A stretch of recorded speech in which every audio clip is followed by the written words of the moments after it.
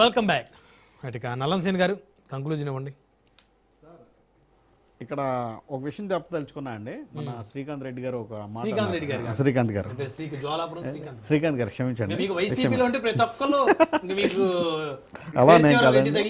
అలాగే శ్రీకాంత్ గారు 2024లో 3 ముక్కల ప్యాకెట్ అని ఏదేదో కూటమి ప్రభుత్వం కోసం మాట్లాడుతున్నారు.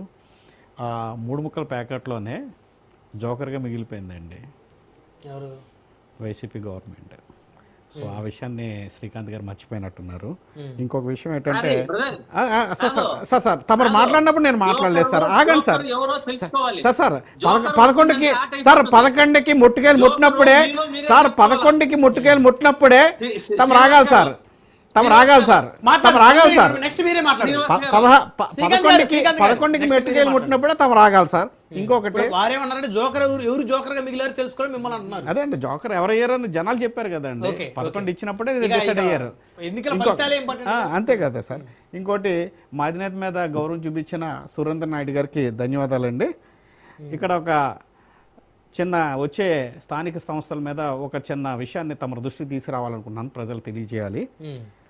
అడవి బాట, గ్రామ స్వరాజ్యం పేరుతో కళ్యాణ్ గారు చేస్తున్న అభివృద్ధి కార్యక్రమాలు, దానికి సహకరిస్తున్న చంద్రబాబు నాయుడు గారు కానీ గౌరవ ప్రధానమంత్రి శ్రీ మోడీ గారే సమన్వయంతో ఈ కూటమి ప్రభుత్వం అత్యద్భుతంగా గ్రామాల్ని పట్టుకొమ్మలుగా దేశానికి తయారు చేస్తున్నారండి.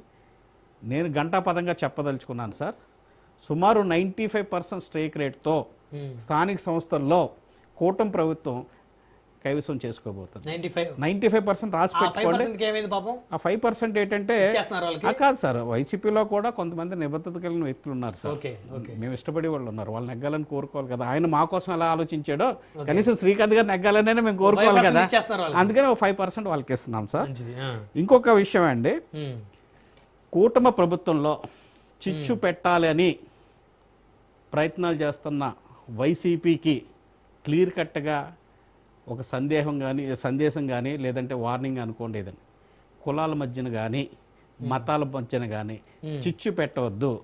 ఎందుకంటే రాబోయే ఎన్నికలు ప్రజాస్వామ్యబద్ధంగా, అంటే గతంలో వేలు చేసినట్టు దొంగోట్లు వేయించుకోవటము, లేదంటే నామినేషన్స్ లాక్కోవటము, భయపెట్టడము, ఇలాంటి ఏమీ లేకుండా ఎవరైనా స్వేచ్ఛగా సాంప్రదాయబద్ధంగా ప్రజాస్వామ్యబద్ధంగా జరగబోతుంది సార్. కళ్యాణ్ గారు హామీ ఇస్తున్నారు సార్, ప్రజాస్వామ్యబద్ధంగా డెఫినెట్ గా జరుగుతాయి సార్. జరుగుతాయి సార్ అన్ని. ఆలగడ్డ గుర్తుందా?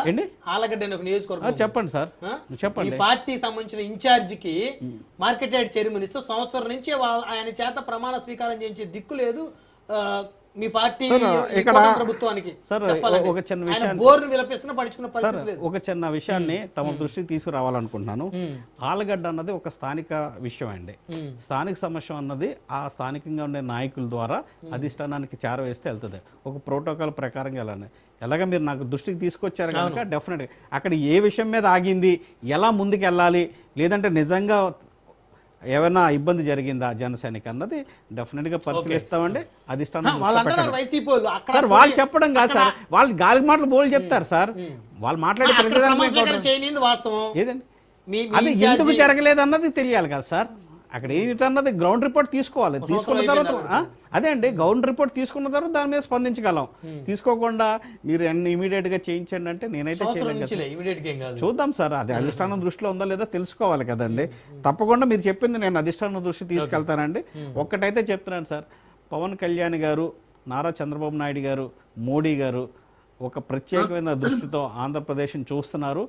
డెఫినెట్గా ఆంధ్రప్రదేశ్ అభివృద్ధి కోసం ఈ కూటమి ప్రభుత్వం పనిచేస్తుంది. ఇందులో భాగంగానే రాబోయే స్థానిక సంస్థల్లో 95% అన్ని స్థానాలు కూటమి ప్రభుత్వం గెలుచుకోబోతుంది.